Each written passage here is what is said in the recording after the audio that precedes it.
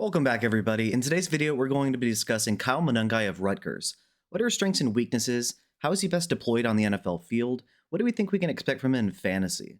Watch to the end of this video, and you should have a good idea.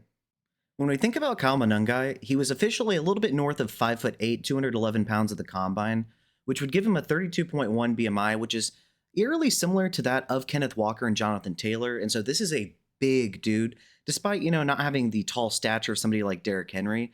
When we think about his age, he's a little bit under 23 right now, but during the entire rookie season of his, he is going to be 23 years old. Now, why is that? That's because he is a four-year player, a true senior out of Rutgers. When we think about his production, he didn't really do too much as a true freshman. On 63 attempts, he had 238 yards, a measly 3.8 yards per carry, although that isn't a ton of a sample size to work off of, but still, nonetheless, not very good. 4 rushing touchdowns and no fumbles. Then through the air on 9 targets, he had 8 receptions, 57 receiving yards, 7.1 yards per reception, and no receiving touchdowns. Not inspiring, to be honest with you. Then as a true sophomore, we did see a little bit of a ramp up in production, but still nothing incredible. On 109 attempts, he had 445 rushing yards, which was an uptick from 3.8 to 4.1 yards per carry. Nonetheless, only 2 touchdowns, no fumbles once again. And on 11 targets, he had 8 receptions for 31 receiving yards, 5.2 yards per catch, and no touchdowns. Then he really started to put in work as a true junior. And so as a true junior, on 242 attempts, he had 1,263 yards, upped his yards per attempt to a career high and what ultimately would be the best of his career, 5.2 yards per attempt, 8 rushing touchdowns, and no fumbles for a third straight collegiate season. Then through the air on 14 targets, he still only had 8 receptions, 78 yards, and no receiving touchdowns.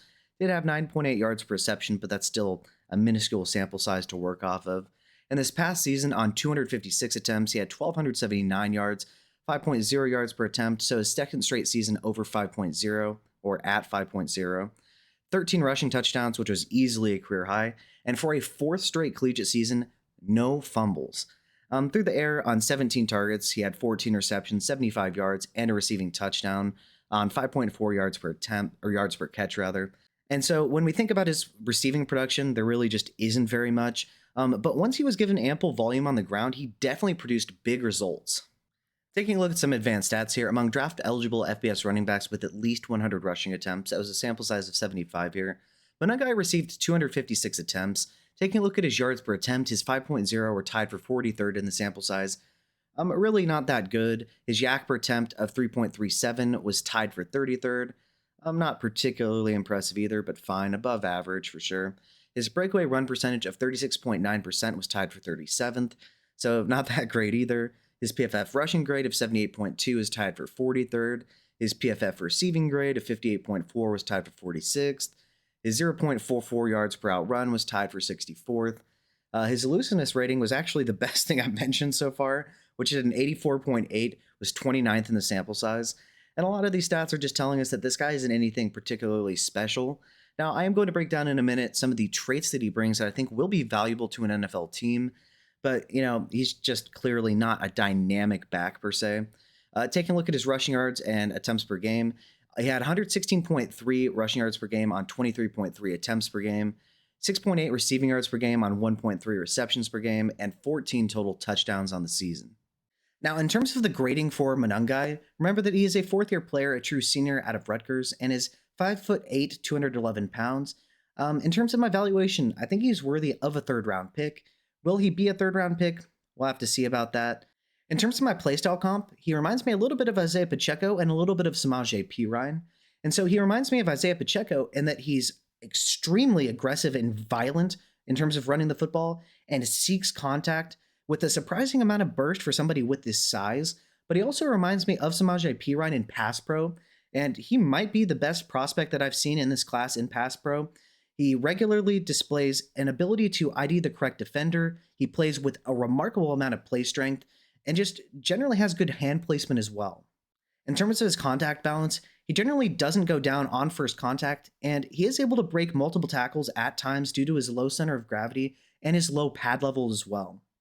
In terms of his physicality, he is a violent and aggressive rusher of the football who purposefully seeks out contact to punish defenders. And I do think that he is one of the most physical backs in this class, and he is going to punish and wear down defenses if given enough volume. As far as his vision goes, I think it's above average, but not necessarily elite. He generally does find the right lanes, but he can be a little bit impatient, which does hurt him and really just limits his effectiveness and could potentially limit the total volume with which he sees. Now, in terms of his ball security, it is remarkable and potentially the best in the class. On 670 career rush attempts, he has never fumbled one time. Think about that. He's not going to have an issue there because he hasn't had any in college. And I definitely think that that's particularly impressive because I believe Jordan James these are the only two running back prospects in this class that have not had a collegiate fumble. So take that for what you will. I do think that's going to be a plus and potentially could get him some playing time. Now, in terms of his run IQ and the sample size of games watched, he was a little bit inconsistent with his patience and does miss cutback lanes from time to time. He doesn't necessarily run with a ton of purposeful manipulation necessarily. But once again, I do think that his vision is above average. In terms of his speed, he really just doesn't have the top end speed to break long runs. I'd be pretty shocked if he has any runs over 40 yards at the NFL level, unless he breaks multiple tackles doing so. And he did run a 4.60 at the combine. Now, in terms of his acceleration, he does have very good acceleration and burst for his size, and reaches his top speed surprisingly well for somebody with his frame. But once again, the offset of that is just that his top speed isn't particularly great. So while it is great that he can get up to his top speed right away, it's just not that fast. But I will say that his 10-yard split at the combine was the 8th fastest among running backs, which definitely matches what I see from him on film.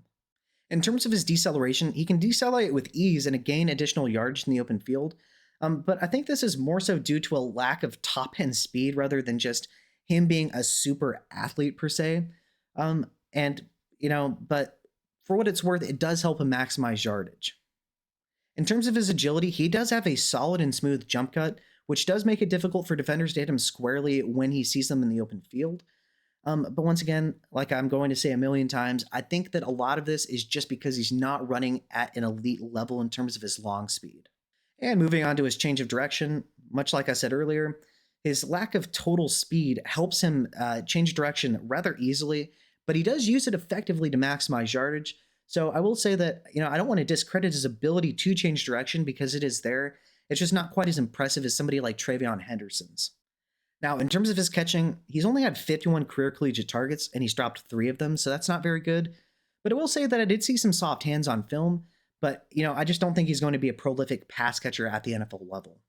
In terms of his route running, I didn't see him run anything more than flats and dump-offs over the middle of the field, so I really don't think that he's going to be a particularly effective route runner, and I don't think he's going to be asked to be one. So I really think that this part of his game is rather inconsequential, but once again, it's just fine.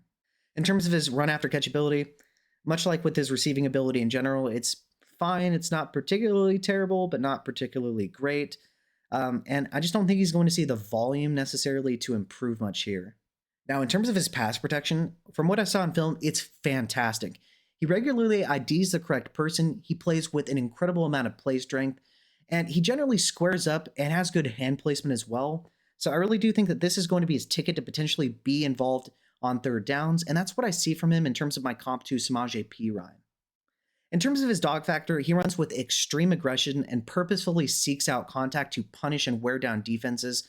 I do think that he is going to be, like a David Montgomery type in the sense of not necessarily a playstyle comp, but somebody that the NFL could use to wear down defenses to let a smaller, more agile back tear them apart. So I do think that he definitely has the potential to be in that role. And with what I saw from him in Pass Pro, I think that he definitely could be involved on third downs, but more so in down and distance situations where you're just trying to make sure that your quarterback is protected to get shots down the field rather than just in the receiving game in and of itself. Now, in terms of his analytics, he had 2 straight 1,200 plus yard rushing seasons, but never had more than 78 receiving yards in any individual season, and he played 4 seasons. He is a senior. His protection on the ground was really great, but he's basically a non-factor through the air. In terms of his projected draft capital, NFL Draft Buzz has him projected as a 5th-round pick. His performance at the combine, I don't think necessarily hurt or helped him too much because his speed, once again, just wasn't particularly great. Now, in terms of his creativity, as I mentioned earlier, he generally does have good vision, but he can lack patience at times, which does hurt him. He isn't particularly creative behind the line of scrimmage per se, but once he does get into the open field, He does possess solid agility on those jump cuts and change of direction ability to maximize yardage. So, once again, he's not the most creative runner, but I don't think that he's necessarily poor once he gets to the second level. And in terms of the worries slash limitations, he really just doesn't possess the long speed to house longer runs. Like I said earlier, I don't think he'll probably have a longer career rush of, more than 40 yards unless he breaks multiple tackles doing so. And then also, he might not receive the draft capital to get extensive work. But if he is able to get himself on the field, I definitely think that he could be, that two down bruising runner that allows the defense to get worn down to allow the dynamic speed back to bust long gains. And then I definitely think that he has the ability in down and distance situations to be a solid pass protector. But once again, I don't think he's a dynamic receiving threat. Taking a look at Monangai and comparing him to his contemporaries in the 25 class, as well as the 24 class stacked on top of each other, I still haven't graded an elite running back prospect in terms of how they fit into this specific grading scale in the past 2 seasons. But in terms of the great tier running backs, in this class we have Genty, Henderson, James, and Hampton, with Genty teetering that line. Now, in terms of good running back prospects, once again, most of them are from this class. And so we have Judkins, Harvey, and Johnson ahead of Monangai here, who, while he technically grades out a little bit ahead of him, I definitely could understand taking players like Woody Marks, Devin Neal, Cam Scatabo, even Bashal Tootin ahead of him, especially once we for sure have the draft capital aspect of things here. But he does grade ahead of 24 running backs, such as Trey Benson, Brooks, and Wright. And then ahead, obviously, of everybody else in the orange tier of, below average running back prospects. Now, as far as Monangai is concerned, he officially was a little bit north of 5'8", 211 pounds at the actual combine. He is a true senior out of Rutgers. My valuation, I do think he's worthy of a third-round pick. My comp is a mixture of Samaje Perine and Isaiah Pacheco.